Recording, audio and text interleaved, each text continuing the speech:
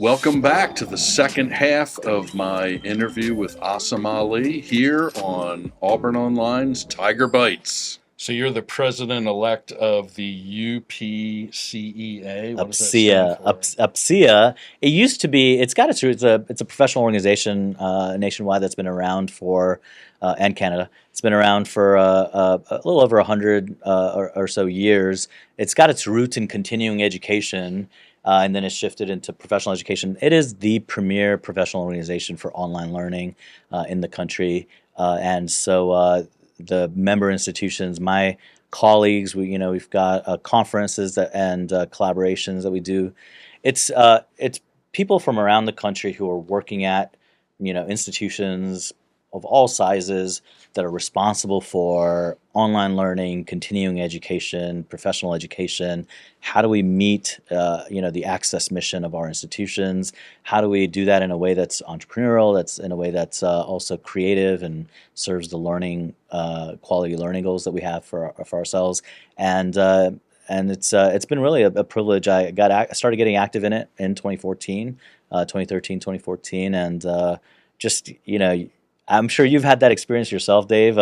You go to you engage with professionals from around the country, and you're like, man, these are my people. My And tribe. yeah, and when I went to the first ever conference, UPCEA conference, I met my tribe, and it was, it's just been a privilege to be really involved and serve that organization.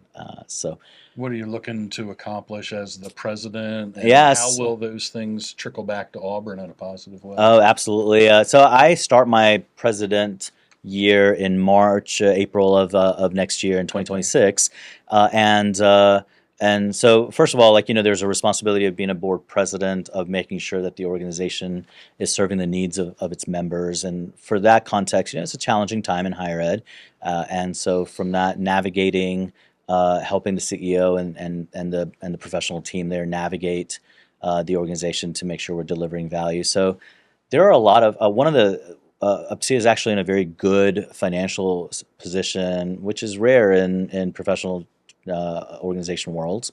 And so we're one of the things that we've been really able to look at as a leadership there is this is the moment. How do we deliver value to the people when they need it the most? So there are a lot of virtual events, a lot of in-person events that folks can engage with, and so we see ourselves in Auburn Online as a vehicle for getting being able to take those resources and share them broadly with folks on campus. There's several faculty on campus and other administrators and professional staff as well that are active in UPSEA and for presenting some of the cutting edge stuff that we're doing, sharing what we're doing in terms of our learning experience design, our AI stuff, things like that. So it's a venue for dissemination, for enhancing Auburn's reputation with peers, but it's also a way to provide resources and engagement for our faculty and our broadly speaking, the folks that are engaged with online and professional education at Auburn. Is Auburn seen as a leader in that space? Absolutely, with due respect and shout out to just the folks that are active in UPSEA and folks around the country that are doing some incredible work. Auburn is one of the institutions in the country that is doing an incredible job when it comes to the quality of our online programs, the just our access, meeting our land grant access mission. How do we do that in a way in the state that is not only serving what our Auburn experience is, but also that mission of making sure that we're reaching the folks in the state. I'm really proud of just the work that we've been able to do, and our peers do recognize that and that's part of the fun in being active in those organizations is you get a way to see what others are doing Mm-hmm. and see where you stack up and it's been really impressive to see just the professionalism of the team that we have and how we engage with peers across the country. It's interesting you brought up the land grant mission. Hmm. There's states like Ohio and Pennsylvania that have big networks of campuses. Hmm. We don't really have that. We've got a campus in Montgomery. We've got a foothold in Huntsville, I guess, and a foothold in Birmingham. But it's easy to imagine how what you guys are doing can really help reach people in, Decatur and all these different places. Yeah. Alabama, the state of Alabama is also unique that we have a very strong community college system. I'm proud to be a supporter and collaborator with the community colleges across the state.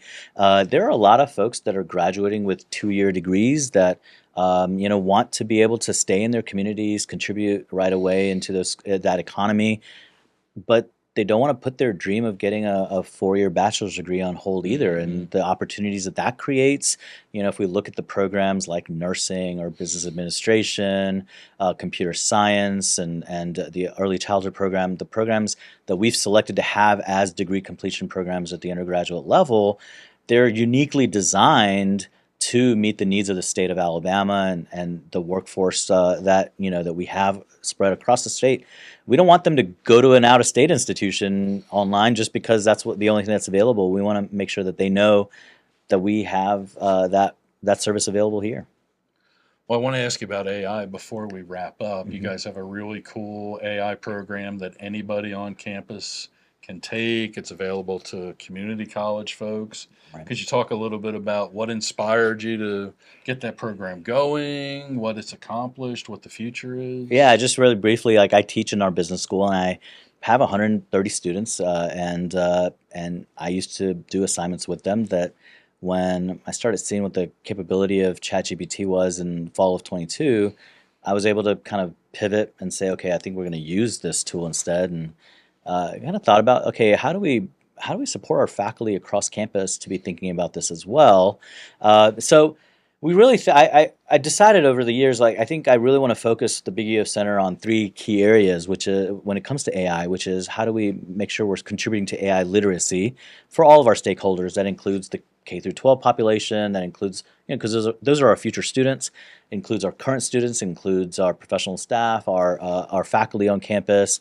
How do we make sure that they have an understanding of what the technology is, how it's going to affect them, or be able to think about that on their own, and then provide them with the tools of how to experiment with this technology, be comfortable with it, go out there. I like to say for my students, when they go in for an interview, I want them to have all the confidence that they are the best candidate for the job, because especially they have this comfort and skill in terms of how to use the emerging technology of our time. And then the third piece is collaboration. If you understand what it is, if you have experience with using it, now how do we work together to figure out what are those grand challenges, those research questions, those teaching and learning questions that we're trying to solve? How do we work together to figure out what's the best way to do that work?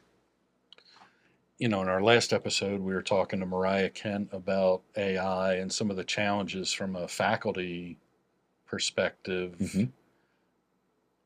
How do we get students to submit original work? Yeah. To what extent should we let them use AI resources to create their work? And I told her, of course, she's too young to remember this, but there was a time where there was a big discussion about calculators. Yeah. Should people be able to use a calculator on their math tests? And I see a lot of similarities there where it feels like it's kind of inevitable that students are going to just be permitted to use AI in completing their assignments, and the responsibility for the faculty is going to be creative enough in how you design these assignments that they have to put some of themselves in there too.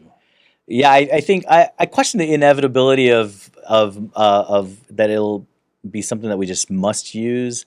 I think if we let that play out, then the outcome won't be as desirable. There are some very real concerns about what the technology is capable of. I think it's actually a unique opportunity. It's incumbent on us as educators and as experts in our disciplines to be the people that contribute to the conversation of what AI means to our discipline and what it means to the teaching and learning process, and help our students through that. Right now, a way to think about AI is not the technology. AI is kind of like the internet, right? Internet came out, people didn't major in internet.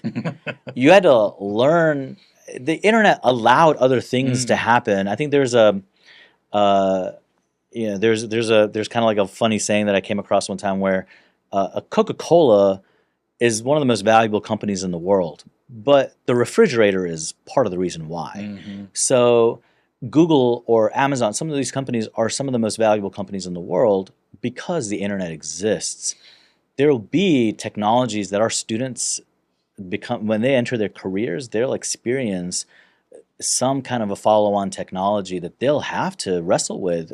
It presents an existential crisis or maybe a significant change to just how the world operates that'll be based on artificial intelligence and their understanding of AI from the context that we can teach them in the moment that we're in. Should be transparent with them and help them understand that we don't know all the answers and here's how we're wrestling with it. That is what they need. That is a valuable skill for them to learn, and that's how I approach it with my students. So this fall, I'm actually thinking about helping them set up a their own bot that'll answer Oh, technology nice. related questions and throughout the semester, like little by little, train them, teach them how to train their own bot. And I thought about should I have them instead of any kind of written assignments, they just do up to 30-second video contributions. And I did the math, 130 students, and can I find about an hour and 15 minutes or so to grade, Hmm. an assignment? Those are the kinds of questions and decisions we have to be toying with, I think. Yeah, I think a lot of folks underestimate what a momentous time this is with AI Yeah. coming out. I mean, ChatGPT is less than 2 years old, isn't it? Or Uh, so, maybe three? so the technology behind it has been around for a while. Google is actually the company that invented the technology that's Hmm. most common in terms of how generative AI works. And I think they didn't publicly release it because I think they saw hallucination as a bug, Mm. and OpenAI said, okay, well that's just a feature, and they did release. So version 3.5 is the first publicly available version of ChatGPT, which was fall of 2022. There were other versions earlier that you had to set up a box and Oh, install it okay. and say, okay, now I can run this software on my computer and figure it out. But it's still, you're right. I mean, if we think about growth of tech as a ups like an exponential curve, Right. I think we're barely entering the inflection point in terms of where this will lead to. It's still so early in all of these things. So this will be like Moore's law with It could microprocessors. be certainly in terms of impact to society, Yeah. both in good and bad. There's a lot of unknowns out there, and those of us that are engaged in liberal arts and humanities have an especially important contribution and moment in this time. So our colleagues that are engaged in that work, we need their the way that our humanities colleagues think through societal challenges is such an important aspect of how we think about the moment that we're in. Certainly, those of us with a business background or a technical background or a pedagogical background can make some sense of the tools from those perspectives. But what does this technology mean for humanity? What does technology mean from an ethical framework perspective? And all of those questions. It's such an important moment. It's pretty amazing you said that because I just had lunch with my friend David Martin from Oh yeah, Hospitality at Little Italy, where we love to go. Shout yeah, out to Little Italy. But we were talking about this exact thing, how this advanced technology is forcing people to go back and revisit questions that the Greeks and Romans dealt with yeah, thousands of years ago. What is ethical when it yeah. comes to something like generative AI? What is fair? What is just? I'd like to share specifically with our humanities colleagues that, unfortunately, what's happened in the businessification of higher education, if I can call it that, is this idea that we've lost some ways. It's become a challenge to keep what the essence of humanities is in the teaching and learning aspect because it's become this idea of service courses and things like that has become the dominant conversation. I think AI can actually help us go back to that original Mhm. question that you mentioned of no, we have to contemplate these questions for our very existence, for our very moment of why what we are here for.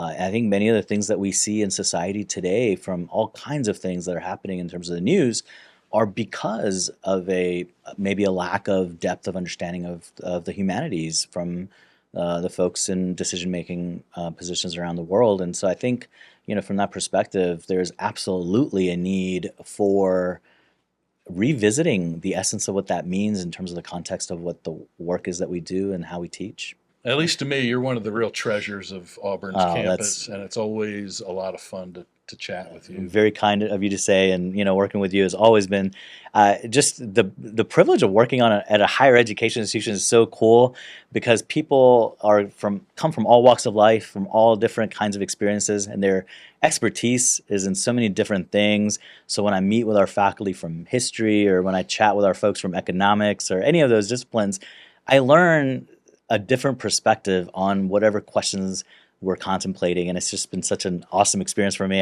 It's been fun. Well, thanks for being here on Tiger Bites, and Thanks for I having hope me. to have you back. Yeah, you bet. Appreciate it. Thank you so much. War Eagle. War Eagle. We hope you enjoyed the conversation and gained some valuable insights. Please like, subscribe, and share this podcast with your friends and colleagues. You can find us on all major platforms, and keep learning, keep growing, and we'll see you next time on Tiger Bites.